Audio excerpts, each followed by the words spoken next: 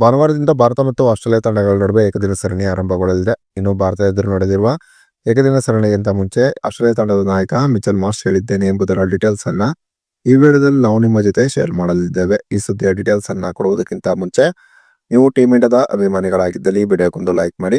ಏನೇ ಆಸ್ಟ್ರೇಲಿಯಾ ಎದುರು ನಡೆದಿರುವ ಏಕದಿನ ಸರಣಿಯನ್ನ ಟೀಮ್ ಇಂಡಿಯಾ ಗೆದ್ದುಕೊಳ್ಳುತ್ತದೆ ಅಂತ ನಿಮ್ಗೆ ಅನಿಸುತ್ತದೆಯೋ ಅಥವಾ ಇಲ್ಲವೇ ಎಂಬ ನಿಮ್ಮ ಅನಿಸಿಕೆಯನ್ನ ತಪ್ಪದೇ ಕಮೆಂಟ್ ಬಾಕ್ಸ್ ಅಲ್ಲಿ ತಿಳಿಸಿ ಕೂಡ. ಭಾನುವಾರದಿಂದ ಭಾರತ ಮತ್ತು ಆಸ್ಟ್ರೇಲಿಯಾ ತಂಡಗಳ ನಡುವೆ ಏಕದಿನ ಸರಣಿ ಆರಂಭಗೊಳ್ಳಲಿದೆ. ಇನ್ನು ಆಸ್ಟ್ರೇಲಿಯಾ ಎದುರು ನಡೆದಿರುವ ಏಕದಿನ ಸರಣಿಯನ್ನ ಟೀಮ್ ಇಂಡಿಯಾದ ಅಭಿಮಾನಿಗಳು ಅತಿ ಕಾತುರತೆಯಿಂದ ಎದುರು ನೋಡುತ್ತಿದ್ದಾರೆ. ಯಾಕೆಂದರೆ ಬಹುದಿನಗಳಾದ ನಂತರ ವಿರಾಟ್ ಕೊಹ್ಲಿ ಮತ್ತು ರೋಹಿತ್ ಶರ್ಮಾ ಟೀಮ್ ಇಂಡಿಯಾದ ಪರವಾಗಿ ಕಣಕ್ಕೆ ಇಳಿದಿದ್ದಾರೆ. ಇವರಿಬ್ಬರು ಆಸ್ಟ್ರೇಲಿಯಾ ಎದುರು ನಡೆದಿರುವ ಏಕದಿನ ಸರಣಿಯಲ್ಲಿ ಯಾವ ರೀತಿಯಾದಂತಹ ಪ್ರದರ್ಶನವನ್ನು ತೋರುತ್ತಾರೆ ಎಂಬ ಕುತೂಹಲದಲ್ಲಿ ಟೀಮ್ ಇಂಡಿಯಾದ ಅಭಿಮಾನಿಗಳಿದ್ದಾರೆ.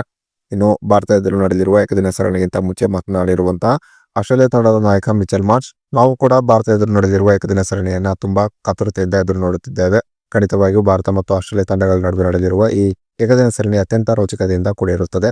ಇನ್ನು ಬಹುದಿನಗಳಾದ ನಂತರ ವಿರಾಟ್ ಕೊಹ್ಲಿ ಮತ್ತು ರೋಹಿತ್ ಶರ್ಮಾ ಟೀಮ್ ಇಂಡಿಯಾದ ಪರವಾಗಿ ಆಡುತ್ತಿರುವುದರಿಂದ ಇವರಿಬ್ಬರು ಯಾವ ರೀತಿಯಾದಂತಹ ಪ್ರದರ್ಶನವನ್ನು ತೋರುತ್ತಾರೆ ಎಂಬುವ ಕುತೂಹಲದಲ್ಲಿ ನಾವಿದ್ದೇವೆ.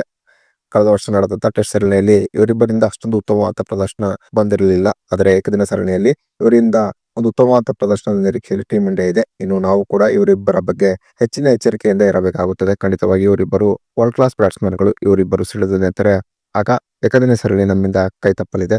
ಹೇಗಾದಂತೆ ನಮ್ಮ ಬೌಲರ್ಸ್ಗಳು ನೋಡಿಕೊಳ್ಳಬೇಕಾಗಿದೆ ಎಂಬ ತಮ್ಮ ಅನಿಸಿಕೆಯನ್ನ ಮಿಚೆಲ್ ಮಾರ್ಷ್ ಹಾಕಿದ್ದಾರೆ.